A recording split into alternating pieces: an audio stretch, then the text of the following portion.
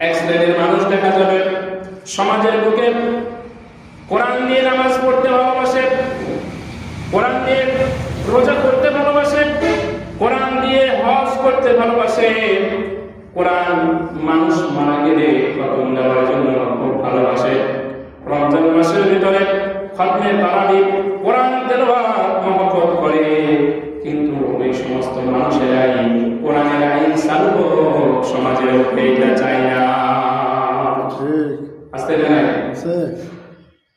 আমার কথা হলো এখানে আপনি মুসলমান কোরআনে ভালোবাসেন, আপনি মুসলমান কোরআনকে মহব্বত করেন, নামাজকে মহব্বত করেন, কোরআনের প্রতি এত মহব্বত আর এত ভালোবাসা আপনি নিজে দেখলেন। আমার প্রশ্ন হলো যে কোরআনের ভিতরে আকিমুস সালাতের কথা আছে, আকিমুদ্দিনের কথা আছে, যেখানে আল্লাহ রাব্বুল আলামিন নামাজের কথা বলেছেন, দিন প্রতিষ্ঠার কথা বলেছেন, ইসলাম থেকে পরিপূর্ণ জীবন বিধান ইন্নাদ দীনা ইনদাল্লাহিল ইসলাম, সেই আয়াতটা যখন নামাজের ভিতরে তেলাওয়াত করেন, আমার প্রশ্ন আসছে সেই জায়গায় এতগুলো সঠিক তথ্য জানার পরেও কেন সমাজে কোরআন বাস্তবায়ন করবে না, কেন সমাজে কোরআন দিয়ে সমাজ চলবে না? এটা মুসলমান হয়ে আপনি বিরোধিতা করতে পারেন না। পারে বলেন? কোন মুসলমানকে এটা বিরোধিতা করতে পারে না। শুধু তাই নয়, শুধু এতটুকুই নয়, কোরআন হাদিসের কথা, কোরআনের কথা হাদিসের কথা বাংলার জমিনে যে পরিমাণ গ্রামে গঞ্জ থেকে শুরু করে শহর বন্দর পর্যন্ত, টেকনাফ থেকে তেতুলিয়া পর্যন্ত, রূপসা থেকে পাথুরিয়া পর্যন্ত বাংলাদেশের এই ৫৬,০০০ বর্গ মাইলের দেশে কোরআনের কথা যতটুকু আলোচনা হয়, কোরআনের ব্যাখ্যা বিশ্লেষণ তাফসীরে যতটুকু হয়, আমার মনে হয় না আর বিশ্বের অন্য কোথাও কোরআনের ব্যাখ্যা এভাবে বলা, ঠিক কিনা বলেন?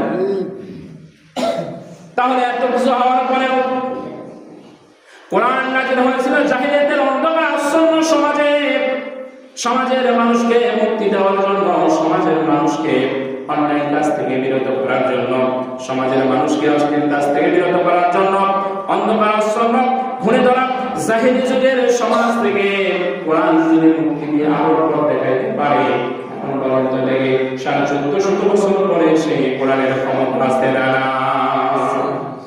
আছে না কম হয়ে গেছে? বলেন, ক্ষমতা কি কমে গেছে? তাহলে এত কিছু হওয়ার পরেও মানুষের চরিত্রের পরিবর্তন কেন হয় না? কোরআনের যদি এত পাওয়ার হয়, কোরআন যদি এত শক্তিশালী হয়, এই কোরআন দিয়ে যদি সমাজ পরিচালনা করে সমাজ সুস্থ বানানো যায়, তার মানে বোঝা যাচ্ছে সেই কোরআন আজকে থাকার পরেও কোরআন মানার মানুষের অভাবের কারণে সমাজের মধ্যে এখন পর্যন্ত অন্যায় অশ্লীলতা ছড়ায় না। ঠিক কিনা? কথা বলেন ঠিক কিনা? আল্লাহ রাব্বুল আলামিন বলছেন, হে রাসূল আপনি সহ আপনার উম্মতদেরকে জানাই দেন যারা কোরআনকে চোখে দেখার পরেও দেখে না, শোনার পরেও শোনে না, বোঝার পরেও বোঝে না, আমি আল্লাহ রাব্বুল আলামিন তাদের ব্যাপারে সিদ্ধান্ত নিয়ে নিয়েছি, তারা আমার কোরআনকে অস্বীকার করার কারণে, আমাকে অস্বীকার করার কারণে এমন একটা পরিস্থিতি তাদের কর্ণকুহরের মধ্যে তৈরি হয়ে গেছে। আল্লাহ রাব্বুল আলামিন তাদের ব্যাপারে জানিয়েছেন, ইন্নাল্লাযীনা কাফারু সাওয়াউন আলাইহিম আ'আনযারতাহুম আম লাম তুনযিরহুম লা ইউমিনুন। কার কথা বলেন? কার কথা?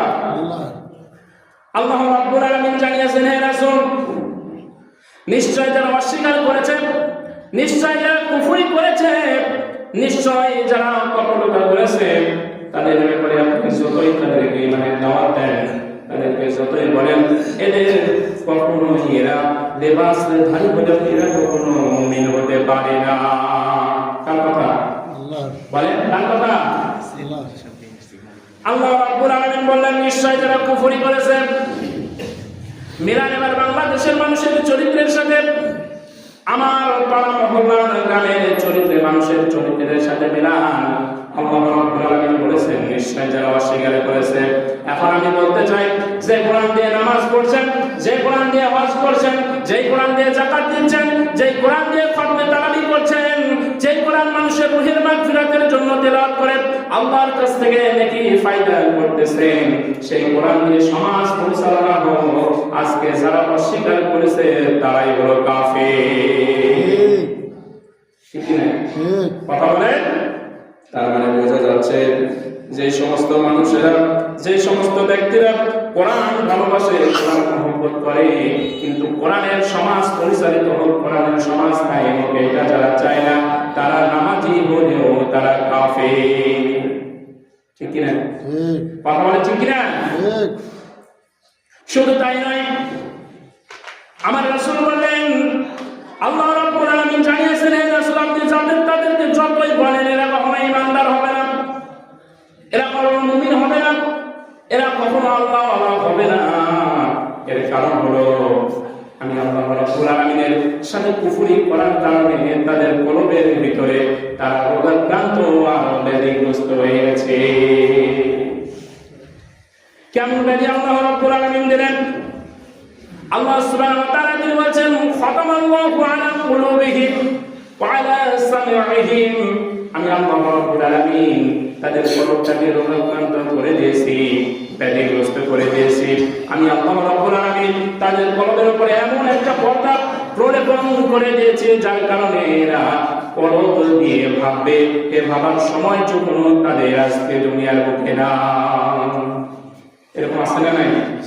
বলেন, এরকম আছে না নাই? কেমনে ভাববে কথা?